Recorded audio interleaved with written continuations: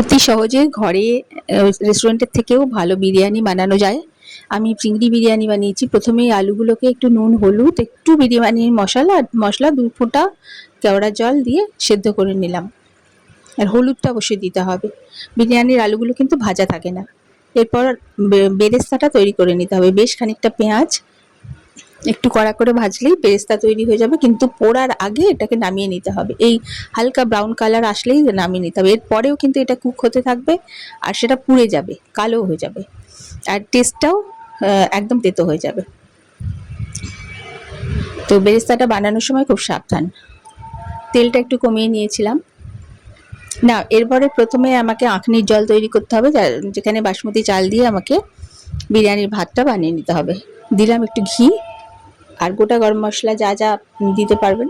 বড় এলাচ একটা দিয়েছিলাম, 2টো তেজপাতা, ছোট এলাচ, দারচিনি। এবারে আমি চিংড়ির যে মশলাটা সেটা বানিয়ে নেব। চিংড়ি মাছগুলো একটু ভেজে নেব। একটা মানে কারি মতো বানানো হবে এটার। খুব হালকা করে ভাজবো, কারণ চিংড়ি মাছ বেশি ভাজলে শক্ত হয়ে যায়। এর মধ্যে দিলাম তেজপাতা আর পেঁয়াজ, একটুখানি পেঁয়াজ বাটা হালকা, 1/2 চামচ মতো। তারপরে দিলাম পেঁয়াজের রস, তারপরে দিলাম আদা রসুনের রস আর কাঁচা লঙ্কা, সামান্য বিরিয়ানি মশলা, কটা ধনেপাতা, আর সরি ধনেপাতা না, পুদিনা পাতা, আর একটু লাল লঙ্কার গুঁড়ো। এটাকে একটু মাখা মাখা হওয়া পর্যন্ত, মানে যতক্ষণ না কাঁচা গন্ধটা যাচ্ছে ততক্ষণ একটু এটাকে কষিয়ে নিতে হবে। এর মধ্যে আলুগুলো দিয়ে দিলাম, সেদ্ধ আলুগুলো, যাতে মশলার ফ্লেভারটা আলুগুলোর মধ্যে ঢুকে যায়। এরপর দিলাম দই।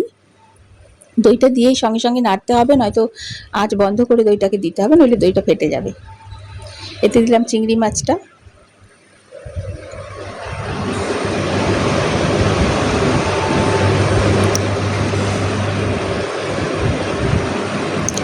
ওটা ঢেকে ঢেকে খানিকক্ষণ সুন্দর করে মাখা মাখা হওয়া পর্যন্ত চিংড়ি মাছের কারিটা তৈরি করতে হবে। এবার এখানে দমে দেব। তলায় দিলাম চিংড়ি মাছের যে তরকারিটা রান্না করেছি সেটার একটা লেয়ার দিলাম। উপরে দিলাম বাসমতি চালের ভাত, তার উপরে দিলাম বেরেস্তা ছড়িয়ে,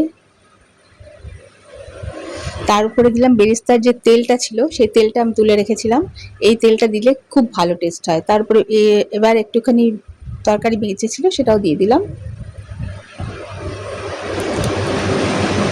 এবার দিলাম কেশর ভেজানো দুধ, একটু ঘি।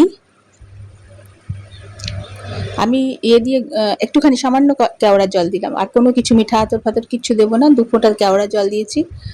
আর এই ঢাকনাটাতে একটা লবঙ্গ দিয়ে ফুটোটা ঢেকে দিলাম, দিয়ে একটা তাওয়ার ওপরে এটাকে দমে দেব। বেশিক্ষণ না, মিনিট 10 দিলেই হবে। রেডি ঘরে তৈরি চিংড়ি বিরিয়ানি।